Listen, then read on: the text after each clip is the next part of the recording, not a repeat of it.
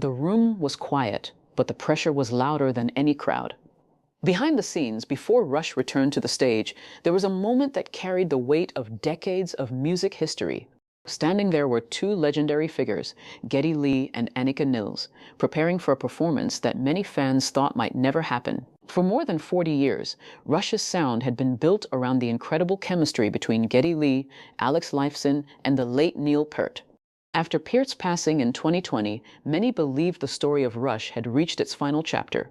But when Geddy and Alex decided to return for the 50-something tour, one question surrounded the entire comeback. Who could possibly sit behind that drum kit? Because this was not just about playing drums. This was about stepping into a place created by one of the most respected drummers in rock history. Then came Anika Nilles, a drummer known for her creativity, precision, and unique musical style, suddenly found herself facing one of the biggest challenges in modern rock, honoring Neil Peart's legacy while bringing her own voice to the music.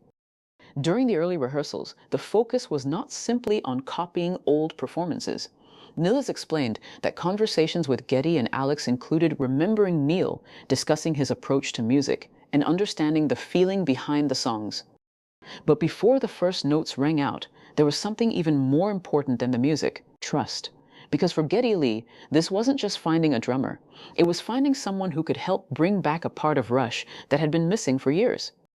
And the conversation they shared backstage revealed just how emotional this new chapter really was.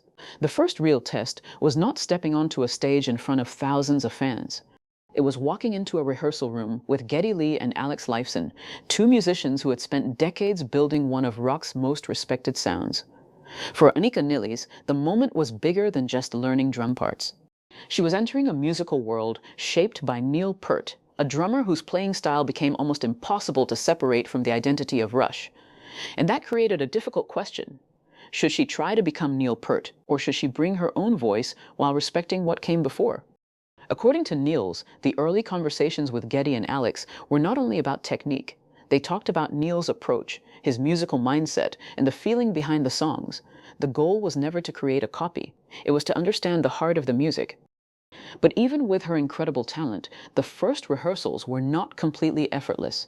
Geddy Lee later admitted that at the beginning, something did not immediately feel right. The chemistry had to develop.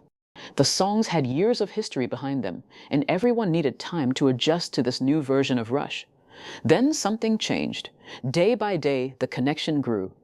Anika began to understand the details, the power, the emotion, the unusual rhythms, and the energy that made Rush different from every other band. By the later rehearsals, Geddy and Alex felt they had found something special. And behind closed doors, before the lights, cameras, and fans, there was a different kind of conversation happening. A conversation about trust. Because Geddy Lee wasn't only looking for someone who could play the drums. He was looking for someone who understood what Rush meant.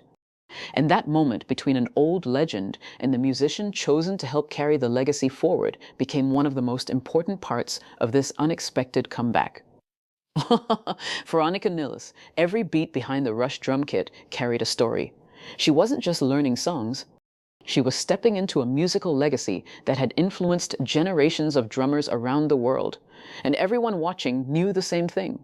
Replacing Neil Peart was never going to be possible. The challenge was finding the balance. How do you honor a legend without becoming trapped by the past? That question was at the center of the conversations between Geddy Lee and Anika during the preparation for Rush's return. The goal was not to recreate every movement Neil made. It was to capture the emotion, power, and spirit behind the music. And that was something Geddy seemed to recognize. Anika had already built her own reputation before joining Rush. She was known for her creative approach to rhythm, her technical skill, and her ability to make complex patterns feel natural.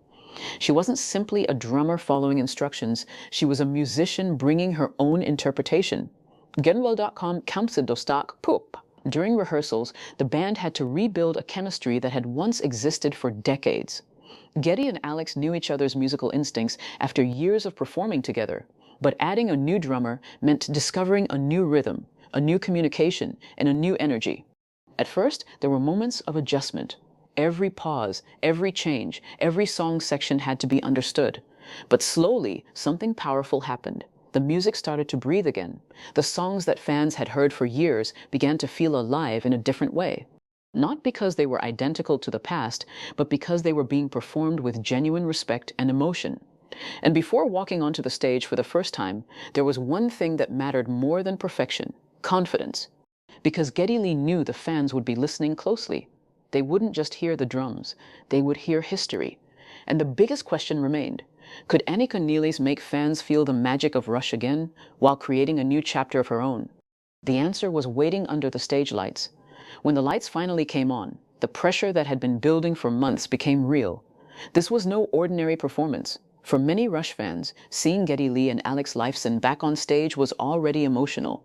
But seeing someone else behind the drum kit made the moment even more significant. The empty space left by Neil Peart was impossible to ignore. Anika Nilles understood that. She knew fans were not only listening to her playing, they were comparing memories. They were remembering decades of watching Neil Peart perform some of the most famous drum parts in rock history. But instead of trying to erase the past, Anika approached the music with respect. She focused on the feeling behind the songs.